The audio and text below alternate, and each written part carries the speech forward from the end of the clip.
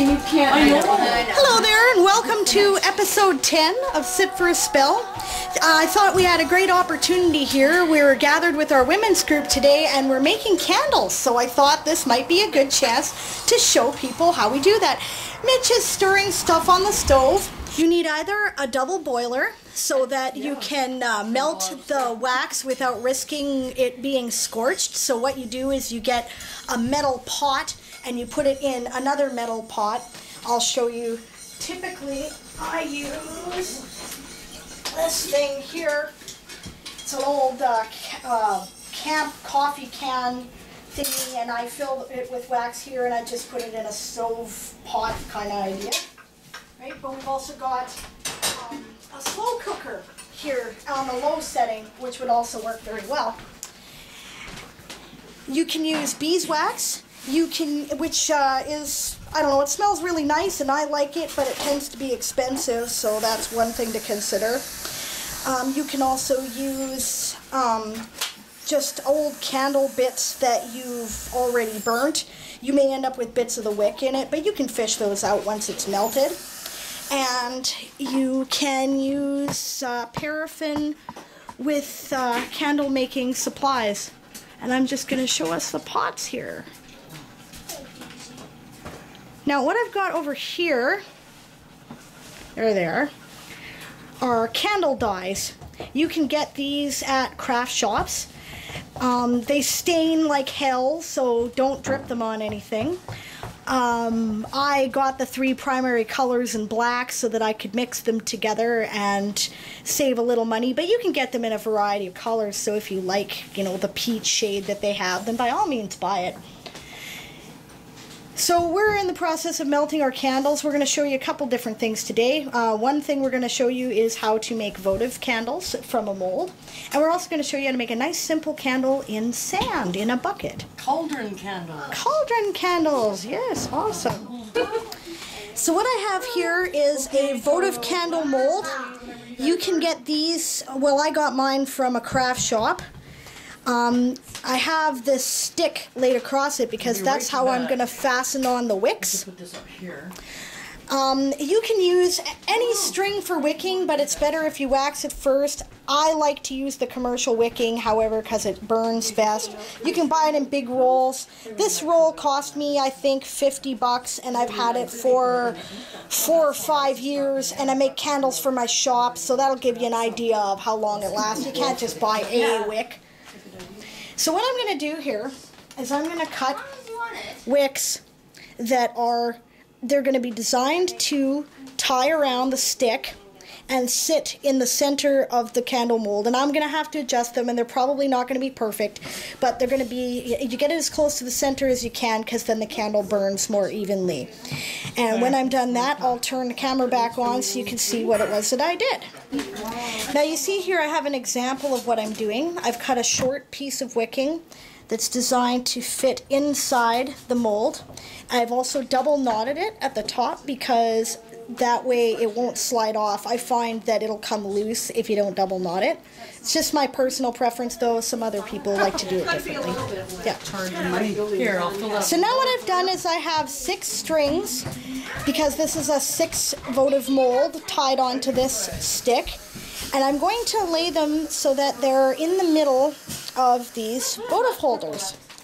And I'm probably going to have to fiddle around with them. Okay, I'll do a different. And I might have to cut some of them because they might be too long. But it's easier to do it too long than too short. Okay, so that's loosely what I have to do. That's the only one that's the right size, isn't it?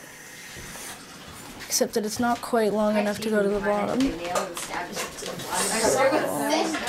doesn't have to hit the bottom, does it? Yep, it does, and it has to be relatively in the middle. So, otherwise, well, it doesn't in order to make it burn, but then you won't. It won't burn evenly, right? Okay, when you get a little bit of wax in it, that must help kind of set it in the Yep, center it does. Too, eh? It does. Maybe what I should do is dip these First, so that they first. Okay. Sometimes you can do that. Skizzers. I will see if I can do that. So now what I've done is I put a little bit of wax on each of the wicks, And I've chosen just the beeswax for that because I don't know what color these candles are going to be. The ladies are all going to make their own. So, but beeswax will kind of blend in with pretty much anything.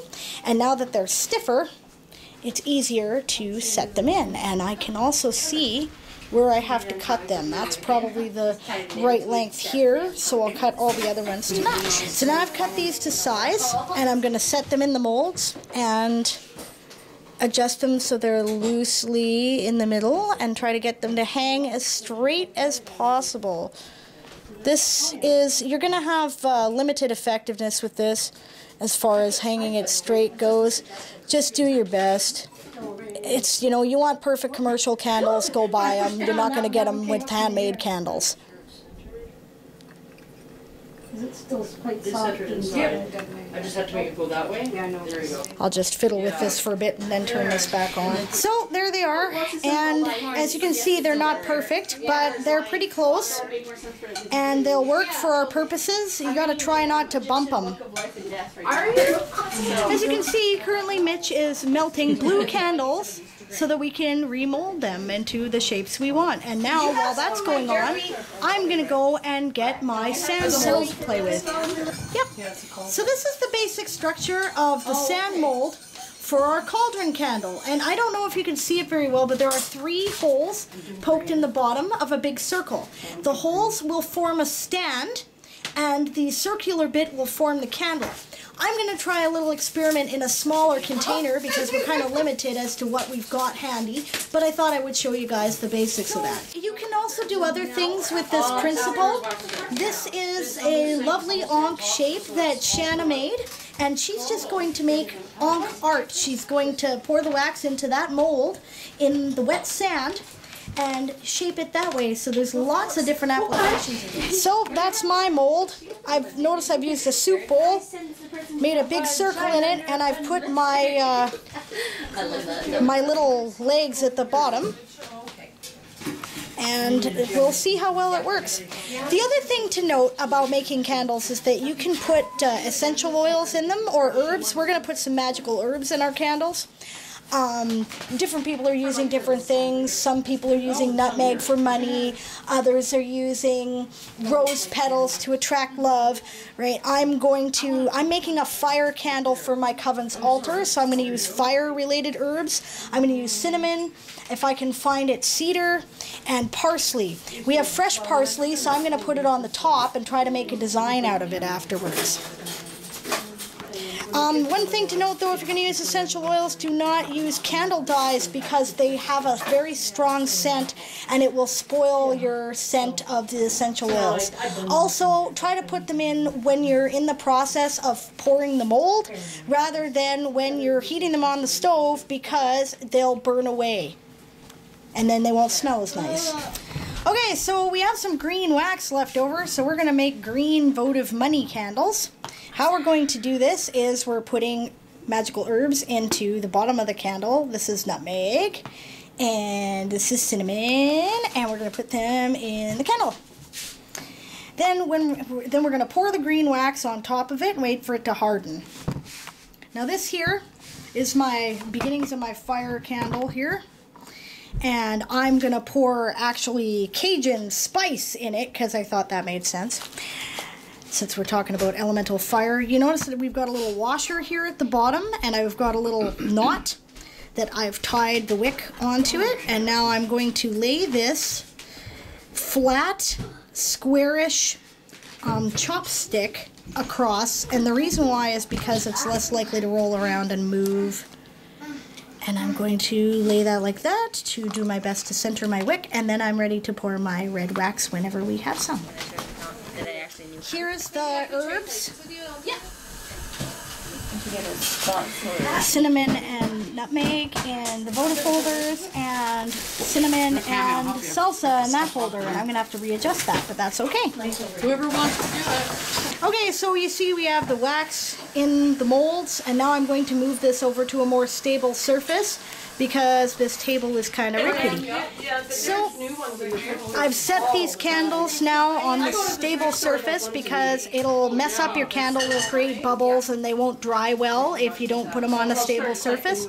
I've also readjusted the wicks so that they're a little bit more centered because of course you move it and you'll mess with that. And I realized that I forgot to mention that when you're heating up the wax, make sure that you keep it on the lowest setting on your burner because it's very easy to scorch wax and it's oil. If it sets on fire, you'll never get it out. If you do end up with an oil fire from burning candle wax, throw stuff on it to put it out. Don't use water, it'll splash it everywhere. Use like flour or baking soda or something like that. So you can see my wax melting here.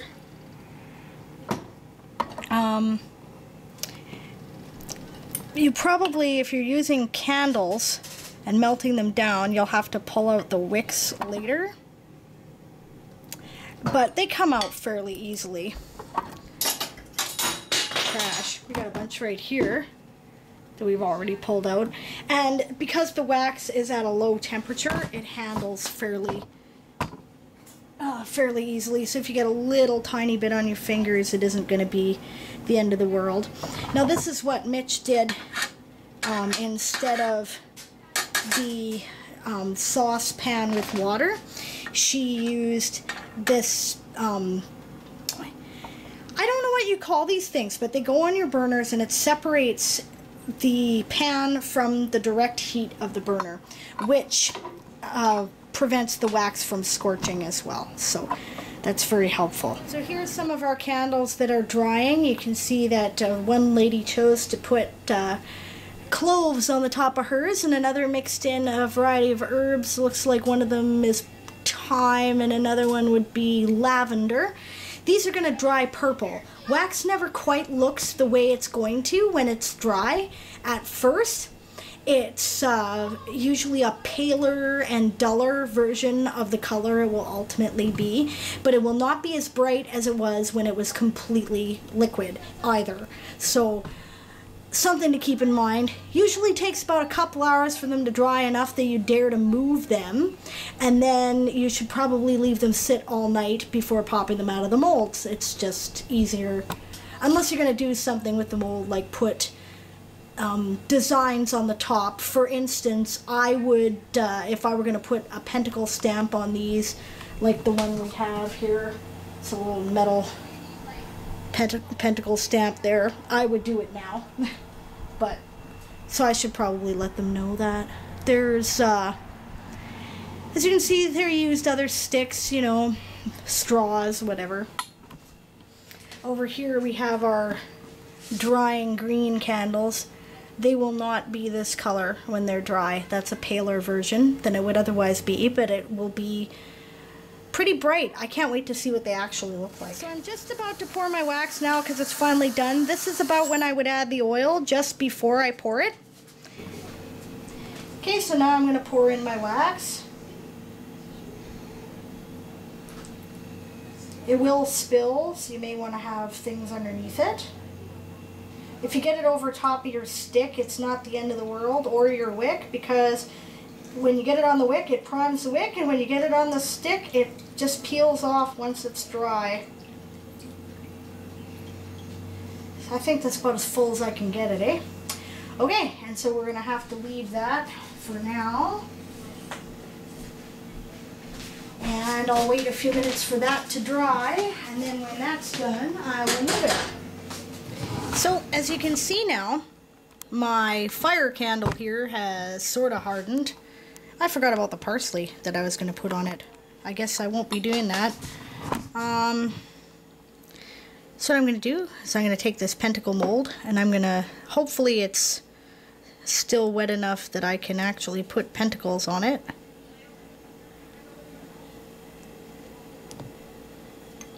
This is a metal mold. It's made out of pewter.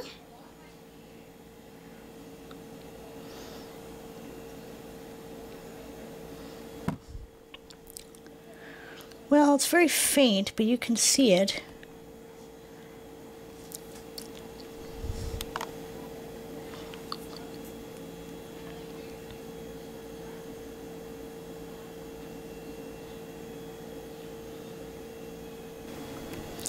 Now you notice that there is a little bit of bubbling still going on. It's still very loose underneath the skin there.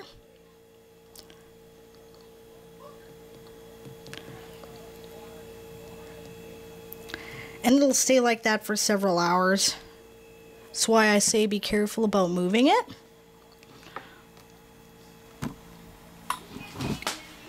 I might be able to put my parsley in there yet. Now these, you can see that there's been a little bit of shrinkage. That's pretty normal. Commercially available candles will heat up the wax again and pour it on top to make sure that it's smooth. I don't like to do that though. I'm more likely to mess it up when I do that, so I'm just going to let them dry. It'll burn down easily enough anyway when you get it burning, so it's not going to be the end of the world. Now I'm wanting to add parsley to the top of it, so what I'm doing is I'm poking holes in it because the top is dried, deep enough that I can get the wax to come out and bubble a bit, and then I'm sticking the herbs directly into the holes there. If you're going to do something like this though, make sure that the herbs are well out of the way of the wick. That's the first thing. And secondly, don't use too many, because if you do, then they may very well set on fire when you light up the candle. So that would be bad. Okay, so you see how some of the candles are starting to pull away from the sand? That means that they're pretty much ready to move around and take out. Like I said, it's best if you leave it overnight if you can. But if you can't, now it's safe to move it. What you do afterwards is you brush the sand off the candle or leave it, and then you'll probably have a thin layer of sand around it, but then you have a fully serviceable candle. If you really want to get the sand off, you can take a warm, damp cloth and wipe it free. Now, this is what we got going on here. You see how my green candles have darkened up a bit and they've sunk a little. Like I said, some people like to cover that in, but I don't care. The candle burns the same just as well. It's just a matter of cosmetics. Right? And then my fire candle here is progressing nicely. When it's completely cooled, you will run hot water over the wooden or the metal bottom of this, which will loosen up the wax, and then you'll be able to pull the candles free. This one will have to lift out when it's ready. So I'm going to leave this now for the evening, and then I'm going to come back tomorrow and demonstrate how to deal with that. Okay, so this is my bathroom sink. I tried earlier to remove the candles, which are now done, from the molds, but I don't have hot water at my shop because I'm trying to save on gas and I don't need it there, and so I couldn't get a steady run of hot water. That's how you remove these. Now, as you can see, they've pitted a little bit in the center, and I probably wouldn't have left them like that, except that it's been a couple days. So in the future, if you're going to fill that in, which you might want to do if you want to create a flat candle, I mean, they'll still work and I'm still going to use them, but you know, for a more flat looking candle, what you do is you fill up the wax to just the very edge of the top of the wax that's in there already. And if you fill it too high though, which I'm prone to do, which is why I don't tend to do that often, then you end up with like a little crust on the top of your candle, and it just doesn't look right to me. So but they'll still work, and so it doesn't really matter whether you've done that or not. Commercial candles will do that. I probably should have thought about it. We were making them on a very hot day, and they will sink more in hotter weather. This is why it's traditional to make candles around in bulk, because that way it's the coldest time of the year and you're not as likely to have a problem. So what I'm going to do now is I'm going to take this, I'm going to run some hot water,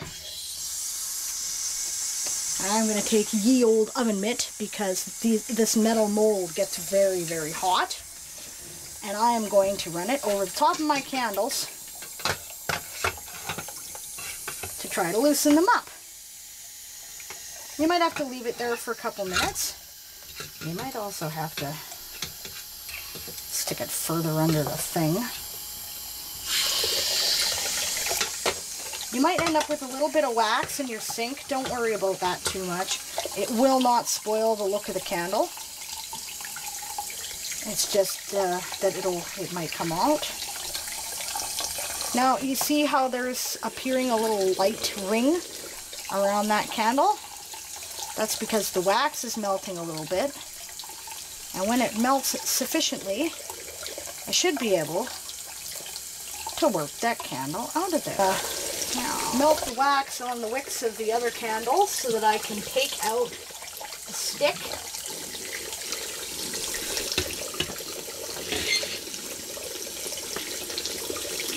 Because that'll make it easier to work with. You could also cut them off at the knot rather than working this loose. There. Free. Probably even reuse that. Now, that's stuck in again. Huh. There you go. One candle. Obviously, we had a little bit of wax melt on the end. You can cut that off if you want, or leave it if you don't. I'll probably smooth that bit out so it'll stand up and I'll be able to work with it.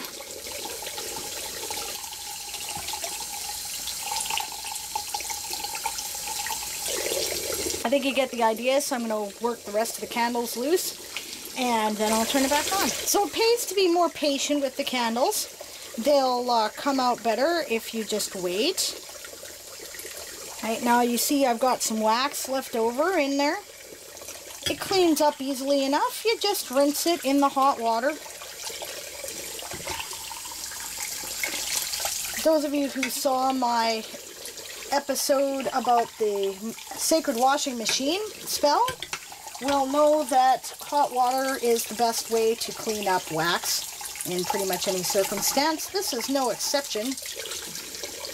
Just rinse it out and see, gone. Alright, so there's our finished product, more or less.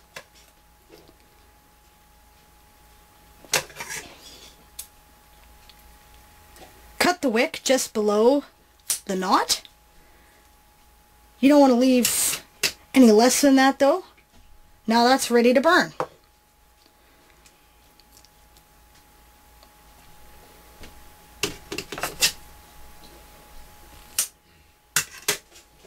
If you want, let me take a rougher candle here to show you. You can also do a little trimming to make the candle look more form. Take out my working bowline here.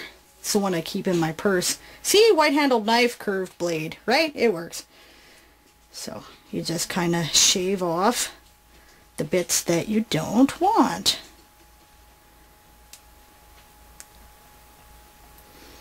Less is always more when dealing with wax because it can be very,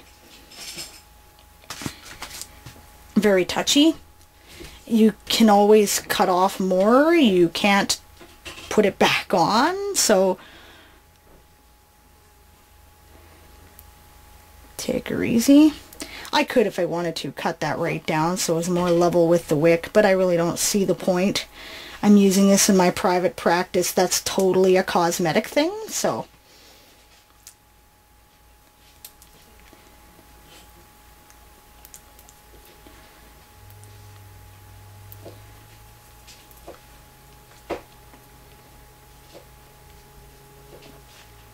See?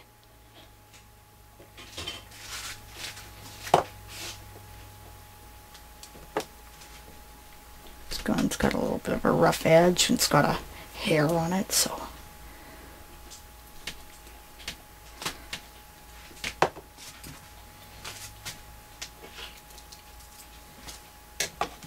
Now, just for the completion, I'll show you. This is our finished product of our sand candle. This is the one I made in the ceramic bowl, the soup bowl. You see how I have the three little feet there from being where I poked the holes?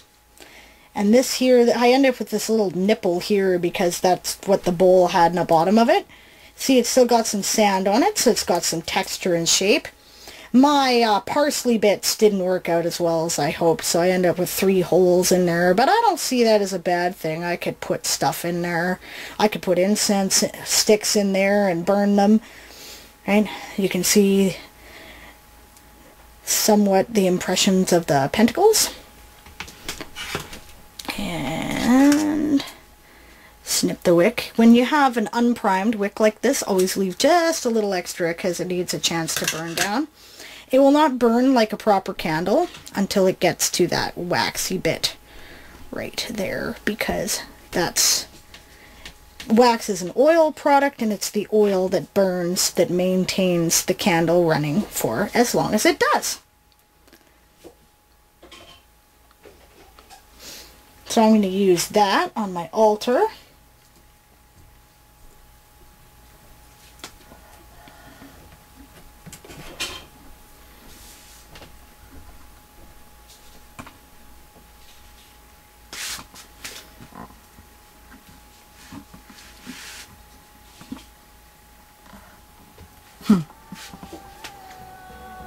And that's it this week for Sit for a Spell. We'll see you again in 2 weeks. Married.